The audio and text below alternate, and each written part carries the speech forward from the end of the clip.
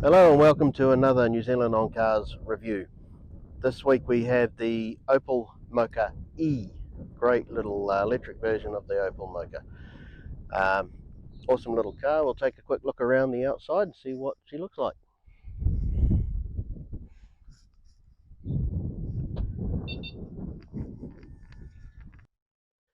Right, on the front here we've got got the Opel badge, the little Blitz badge. Looks awesome. We've got what they call a veil over here, nice clear piece of dark plastic here. Behind that is all the very smart equipment. The cameras, is all the radar guided systems in there. Everything's in there. It's very nicely hidden all behind this. Yeah, the Opel call it the veil. It's just like a veil in front of your face. Next to that, we've got your headlights. Incredibly smart headlights. These will light up everything around when you're driving, except for any vehicle in front of you coming towards you. It will light up everything like a matrix. It'll have little bits and pieces lit up everywhere, trees on the side of the road, everything, the road in front of you lit up. But if a car's coming towards you, it'll black out that car. The headlights will not shine on that car. It's an incredibly intelligent, very smart system, and it works really, really well. A lot of thought has gone into that. Around here we've got these beautiful little 18-inch wheels, diamond cut alloy wheels with the red accents on it. They look really, really smart. Really nice look. And to accent the white and the black, we've got this beautiful sporty red stripe along here. That looks really, really cool.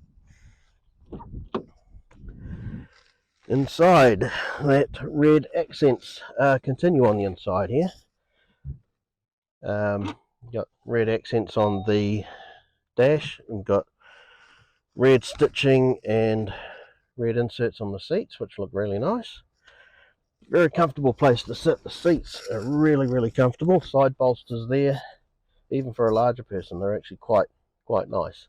In the center console here, we've got a nice little polished black center console. Looks fantastic. It does tend to attract dust on it. That's not a biggie. Cup holders in the middle, tiny little storage compartment in the back here. It's quite deep. Okay, you got in the system here, you've got your audio, you got your Bluetooth, your navigation, your phone, a display here to show the power you're using. When you're driving, it goes green, so showing that you're using power. If you're braking and charging the battery, it'll go blue, which is pretty cool to look at. You got Apple CarPlay, Android Auto, and all these vehicle settings that you can change in here. Neat little system. Everything's in here. You've got your climate air control, very nice. And right in front of the driver, we've got a display here that shows all the information you want. Over this side it shows a dial. It's hard to show here with the door open, but a dial showing your power you're using or charging, etc. This side shows your battery percentage. There it goes. Here's your charge dial, eco power, etc. This side here shows you your battery percentage left. We've got 67% and 190 k's range, which is pretty cool. This is you can customize these displays. This one here is for your cruise control. That's your navigation. You can change it, or you can have full navigation across here, or you can just have two separate things, and you can change it to anything you want, any information you want in there. Really cool. Down the bottom here will show your cruise control system when you've got that set.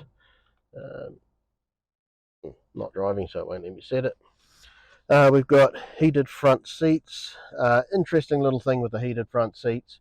You put that on, chilly morning heading to work, you put your heated front seats on. That's really nice. You go to work nice and warm. Then you get in the car in the afternoon. It's been a sunny day. Your car's all hot. You're driving home and you think, it's a little too hot. I've got the air conditioning on. I've got the windows. Why is it so hot in here? The seats don't turn off when you turn the car off. They come back on when you start again. So you've got to remember to turn those off. Otherwise, you're going to get a hot bum on the way to work, on the way home from work. But yeah, once you get used to those little things, it's not too bad. But very comfortable place to be. Very nice. We've got a little center console thing up here at the front. We've got your lights, seatbelt information.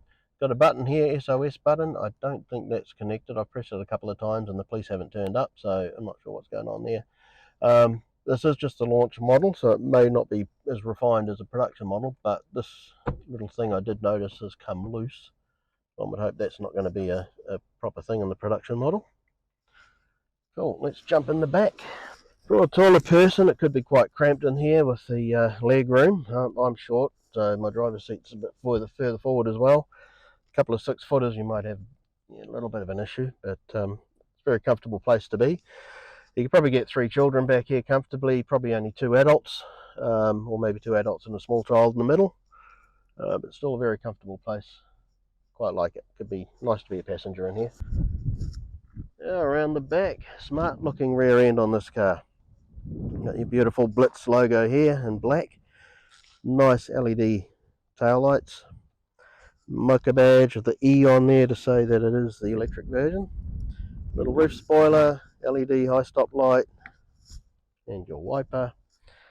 Now to open the boot, you'd think you'd grab under here and press the button to open the boot. No, the button's down here. Bit different. Open that up. Good little storage space in the boot here. We've got the electric charger in there. On your charger to plug into your standard power point for a slow charge. Probably get charge it depending on how much you use the car a couple of times a week, and just plug it in to keep it topped up. 8 hours overnight will get you to full from about 50 or 40 or something like that. Under here is your flat tire repair kit. There's a little compressor in there. It doesn't have a spare tire. Being electric, the battery's taking up a lot of space. So there's the charging port. You plug the charger in there. This lights up green and flashes to tell you it's charging. A little red light there shows that it's locked and no one can come and just unplug it for you.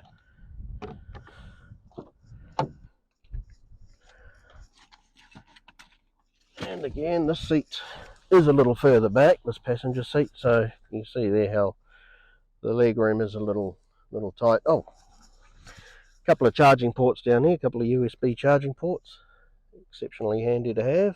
The passenger side, again, a very nice place to be, very comfortable seats. Even for a larger person, it's very comfortable. Passenger airbag thing where you can turn it off if you've got a child car seat in here. Europeans like to think of stuff like that, which is really good. Okay, under here we have the electric motor. Some electric vehicles will have a storage compartment in here, but this one's a little different. The motor's up here. So this is a 50 kilowatt hour electric motor. Puts out 100 kilowatts of power and about 260, I think, newton meters of torque, which is quite torquey, and you expect that from an electric engine. They're very responsive, and a lot of power. Just put your foot down, it just goes. So it's the power's right there. We'll do 150 kilometers an hour top speed, which is perfect for our roads. Our top speed limit is 110 in some places, so 150 is more than sufficient. And it will do, it's quite a heavy vehicle, so it will do 0 to 100 in about 9 seconds. It's not a sports car, it's just a nice little commuter, so it's not a sports car, so 9 seconds is pretty good. Alright, let's take it for a run and see what she's like.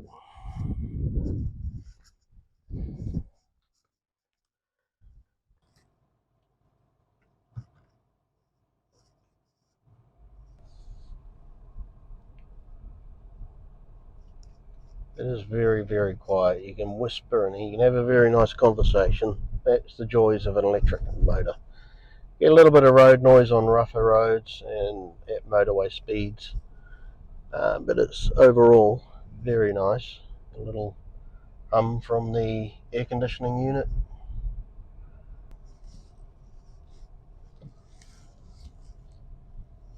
Good little turning circle. Get around supermarket car parks very nicely. Oh, look at this Spark Road. It's fitting for an electric vehicle. Now it has a little button down here where you can press that. It says B, and that will give you regenerative braking. It's not an easy word to say, is it? So you lift off the accelerator, the vehicle will actually brake for you and charge the battery. It's not a very big charge. I've only noticed it go up 1 or 2% when I've been going down a big hill. It's not too bad. The torque you get is instant. You just put your foot down and it goes. See, hold the camera still. It throws you back in the seat quite nicely, as you'd expect. Certainly responsive. You just put your foot down, the power's there instantly. There is zero delay because there's no gears to go through. It's all instant power. Very nice, smooth ride over some rough bumps. The tyres and the suspension just lap up all the bumps really, really nicely. The steering wheel's very, very comfortable to hold. You've got nice little thumb grips here just to rest your thumbs on. All the buttons are here for your cruise control system. On this side here for your audio. And speaking of audio, the stereo is a very good stereo system. The sound is, it's not fantastic. It's not a high-end European stereo system, but it does the job. You might want to tweak the sound. I turned the bass up a little bit because it was a bit tinny, but it sounded pretty good. Of course, all your navigation's in there, which is very handy when you're driving around a new subdivision like this. It all seems to be up to date. Drove on a new motorway system that was only opened a few weeks ago. It's all on the navigation, so it's this is a new subdivision here. Drove around it, knew all the roads there, which was really nice. Okay, part of the safety features of this vehicle, you've got your cruise control, smart cruise control. It keeps you at the speed you set it to. It comes full stop start, and heavy traffic it'll stop and it'll start. It's really, really nice to have. It's also got passive steering, which sort of keeps you in your lane and jerks the steering wheel. It will tug left and right to keep you within your lane. You can even take your hands off the wheel, which I've done right now. Don't recommend doing it. In fact, it will remind you to put your hands on the wheel if you do it for long enough. But I'm going around a corner, slight corner on the motorway here at the moment, and it is trying to change lanes. It is trying to keep me in the lane. Yeah, it's doing it all itself. A little unnerving. Don't recommend doing that. It will tell you to put your hands on the wheel, and if you don't, it will turn the system off altogether so you can take over, which is understandable. We have different driving modes. We've got in normal mode at the moment, which is what it starts in. You've got economy mode, which reduces everything, reduces your air conditioning and heating levels, your heated seats and all that. It reduces how much power they use to save your battery. But we've also got exit ahead, 414, 18 towards White Tar, Care. After 1.4 kilometers, take the motorway. Yes, language on his GPS is not exactly, yeah, it doesn't recognise Maori names very well. That's quite interesting. But yes, you can put this in sport mode, and sport mode is a lot of fun. You will use a lot more juice with that, but yeah, it's a lot of fun. Gives you a lot more power. Acceleration is pretty epic with that. But yeah, again, it's not a sports car, so yeah, no, all good. There's we've got a 360 degree camera here. You can have a standard view or 180 degree view, which is odd. Zoom view, if you're getting very close to something, it will do that. It's really cool. And then there's that. Great system. Okay, I just want to do a little test, a water bottle test. We've got storage down here. You can put the water bottle in there. It moves around a little bit, but it fits in there quite well. Got a 750ml bottle, so it's quite a big one. These doesn't quite fit in there, unfortunately. Fits in there. That's noisy. Okay, it fits in this one too quite well, just like the driver's side, moves around a little bit. Glove box. It fits in there. You can't close it. That's okay. Alright, and on the other side, I did spot on that side, but it's on this side as well. There is a pocket here, but it doesn't fit the bottle. So again, there. And the water bottle test for the boot. Yes, it fits in the boot. Overall, the Opel Mokka, I'd give it a 10 out of 10. It's a great little car, comfortable, little cramped for a family, but just a couple, it'd be ideal little car to go to the shops, little commute. It's got a good range. You could go out of town for a bit if you wanted to. Great car.